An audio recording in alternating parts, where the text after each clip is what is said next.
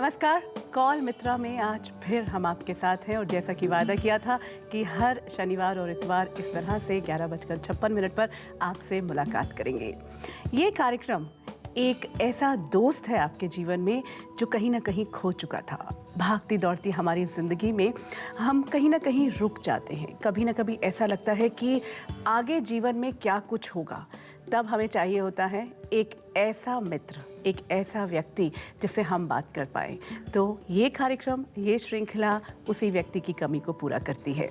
हमारी ये कोशिश है कि आपके मन में जो भी सवाल हैं उन्हें आप लेकर आए, क्योंकि हमारा ये मानना है कि आप ही के पास आपके सवालों का जवाब भी है। लेकिन उसके लिए ज़रूरी है एक ऐसा प्लेटफॉर्म जिस पर आप खुलकर बात कर पाएँ। जब आप बात करेंगे, सलाह लेना चाहेंगे, डिस्कशन करेंगे, कहीं ना कहीं जवाब छुपा होगा और आपके सामने आता जाएगा। तो आज भी हम कंसंट्रेट करने वाले हैं एग्जामिनेशन फियर पर। लेकिन आपको बता दें कि इस श्रृंखला में हम सिर्फ स्टूडेंट या पेरेंट्स तक सीमित नहीं रहेंगे। आगे आने वाली कड़ियों में हम बात करेंगे रिलेशनशिप्स की, हम बात करेंगे जितने भी मुद्दे आपके जीवन से जुड़े हुए हैं, जो भी पहलू हैं।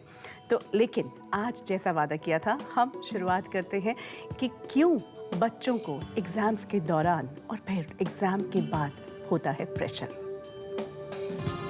एग्जामिनेशन हॉल में कैसे रहें कूल, परीक्षा के दौरान किन बातों का रखें ख्याल, मैथ्स और साइंस को चुटकियों में सॉल्व करने के टिप्स और रिजल्ट के टेंशन को कैसे करें हैंडल।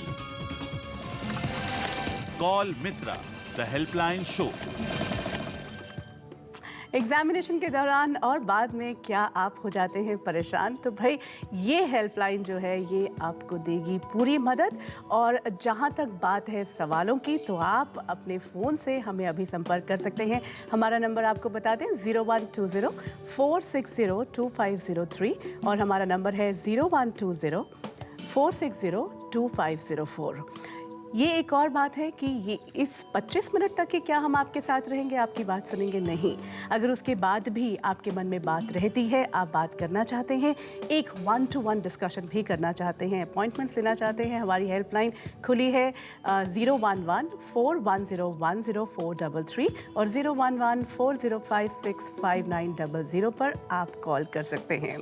तो आइए शुरू करते हैं कॉल मित्रा का ये सिलसिला और हमारी और आपकी दोस्ती का ये सिलसिला। जानते हैं कि बच्चों पर कितना हावी होता है एग्जामिनेशन स्ट्रेस, क्योंकि हम हर बार की तरह आपके बीच पहुंचे। आप जिनमें शामिल हैं स्टूडेंट्स, जिनमें शामिल हैं पेरेंट्स और जिनमें शामिल हैं टीचर्स। तो सुनते हैं उनकी बात। एग्ज़ाम्स के टाइम पे मुझे स्ट्रेस बहुत होता है, मेरे को नींद नहीं आती एंड अगर मैं जागने की कोशिश भी करूं तो कुछ ज़्यादा पढ़ नहीं पाता, क्योंकि स्ट्रेस इतना होता है, टेंशन इतनी होती है। जितनी बुक्स होती हैं, जितना देखता हूँ बुक्स को, उतनी ज़्यादा और टेंशन बढ़ती जाती है। एग्ज़ाम्स के टाइम में अगर कोई मुझे जल्दी सोने के लिए बोल देता था तो मेरे लिए बड़ी मुश्किल हो जाती थी, क्योंकि मैं सिर्फ रात को पढ़ती हूँ और एग्ज़ाम देते हुए 1 घंटा तो बस क्वेश्चन पेपर को निहारती रहती हूँ मैं कि क्या आता है और क्या नहीं आता है, और लास्ट के 1 घंटे में ही मैं पूरा क्वेश्चन पेपर करती हूँ।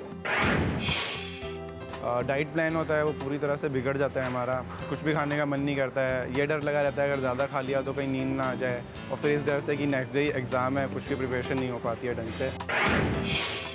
There is a lot of peer pressure, there is a lot of pressure to perform better. Parents also pressurize their children a lot.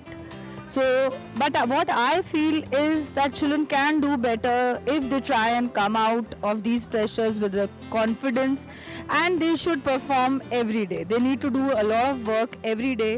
If they are able to do that, they will not feel any pressure for them. But still, if they have, they can take some help, they can take some counseling, and they can do well. बातें बातें और बातें, बाबा इतना सारा तनाव। एक बात मुझे आपसे पूछनी है, प्रेशर किसका होता है, स्ट्रेस किसका होता है, एग्ज़ाम का या रिज़ल्ट का? एग्ज़ाम देते वक्त भी तनाव क्यों होता है? क्योंकि डर लगता है रिज़ल्ट आएगा तब क्या होगा। तो सबसे पहली चीज़ जो अभी एक बच्चा कह रहा था कि किताबें का ढेर देखता हूँ तो डर लगता है, रात को नींद नहीं आती है, खाना पीना सब भूल जाता है। तो एक सबसे पहली बात जो आपसे कहना चाहूँगी वो ये कि जिस टाइम तक आप एग्ज़ाम दे रहे हैं तब तक तो आप उतने स्ट्रेस को छोड़ दें। हम स्ट्रेस करेंगे जब रिजल्ट आएगा, उसके बारे में हम बाद में बात करेंगे, लेकिन फ़िलहाल आपने एग्ज़ाम देना है, कल आपका पेपर है। अगर आप यही सोचते रहेंगे, किताब को देखते रहेंगे कि उफ मुझे तो कुछ नहीं आता, अगर आप ये सोचते रहेंगे कि आगे क्या होगा, तो ये एग्ज़ाम नहीं दे पाएंगे। टेंशन रिजल्ट की होती है, तो हम रिजल्ट जब आएगा तब बात करेंगे, अभी तो प्यार से एग्ज़ाम देते हैं ना। क्योंकि इतना सारा प्रेशर लेकर क्या सचमुच आप एग्ज़ाम दे सकते हैं? क्या बची हुई तैयारी को भी कर सकते हैं? तो ज़्यादा सोचे नहीं और तनाव लें, वरना थकान होगी और नींद आती जाएगी। आपको एक और बात बता दें, एग्ज़ाम जो है परीक्षा के दौरान थोड़ी थोड़ी देर में कुछ खाते रहें, ना सिर्फ परीक्षा बल्कि उससे पहले जब आप तैयारी कर रहे हैं। ये नहीं कि खाना पीना बंद कर दें। आपको पता है खाना खाने से नींद नहीं आती, हम इतना स्ट्रेस हो जाते हैं, इतने टेंस हो जाते हैं, उस कारण जैसे ही हम खाना खाते हैं थके हुए होते हैं, हम सो जाते हैं। तनाव ना हो इसके लिए अपने कमरे में सफाई रखें, एक क्लैरिटी रखें। अगर कमरे में क्लटर नहीं होगा, आपके मन में क्लैरिटी रहेगी, दिमाग क्लियर रहेगा। मन को अपना दोस्त बनाएं। देखिए हम तो आपके दोस्त हैं ही, लेकिन फ़िलहाल अपने मन को दोस्त बनाएं, घबराहट ज़रूर दूर होगी। अपनी काबिलियत पर भरोसा रखें और सकारात्मक रहें। Being positive actually it's not possible. अगर मैं बहुत डरा हुआ हूँ तो मैं बीइंग पॉजिटिव नहीं हो सकता, लेकिन just go back to your own strengths. पिछली बार भी हमने बात की थी, कल भी जब बात कर रहे थे, आप में बहुत सारी खूबियाँ हैं। आपकी परीक्षा की पहले से तैयारी नहीं है तो भी घबराएं नहीं, क्योंकि आपने क्लास में रेगुलरली पढ़ा है। आप जो स्कूल में जाते हैं, जिस एटमॉस्फेयर में रहते हैं, उसकी वाइब्रेशंस आपके साथ रहती है। हर रोज़ पढ़ाई जाने वाली चीज़ों को याद कर लें, आपको फ़ायदा होगा। और अब आज तो हम नहीं कह सकते कि हर रोज़ जो पढ़ाया जाता था उसको दोबारा पढ़ें, वो तो अब गुजर गया जो हो गया। लेकिन अगर आपके पास कॉन्फिडेंस है तो आपको वो उस मौके पर याद आ जाएगा। पानीपत से हमारे साथ एक कॉलर जुड़ी हैं, अपर्णा जी। अपर्णा बताएं। Hello hello hello. हाँ अपर्णा बताएं। मेरे बेटे का फ्राइडे को एग्जाम हुआ मैथ्स का और उसका बिल्कुल अच्छा नहीं गया। I can't hear you Aparna, can you speak little louder? Hello, आप सुनाई दे रहा है? हेलो हेलो जी। मेरे बेटे का एग्जाम फ्राइडे को हुआ है मैथ्स का और अच्छा नहीं गया उसका बिल्कुल भी। और अब वो परेशान है और आगे का पढ़ नहीं पा रहा। ओहो अच्छा। आगे के एग्जाम में बिल्कुल तैयारी नहीं कर पा रहा, कंसंट्रेट नहीं कर पा रहा। तो आगे का एग्जाम कब है अपर्णा? मंडे को, कल है।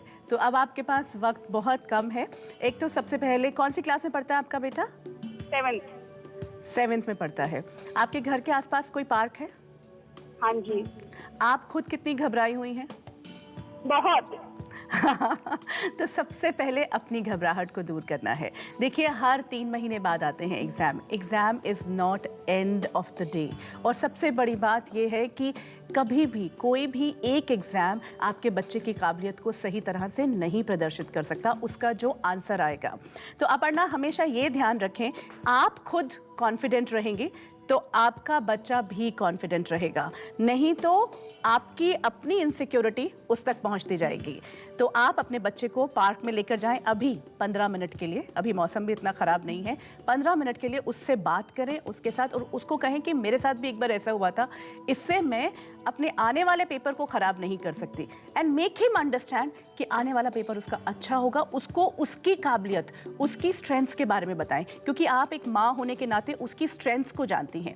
खुद अपने ऊपर काम करें, उसकी स्ट्रेंथ्स को याद करें, उसके अंदर जो काबिलियत है उसको अपने सामने लेकर आएं और वो शेयर करें। आपका कॉन्फिडेंस आपके बच्चे को कॉन्फिडेंस देगा।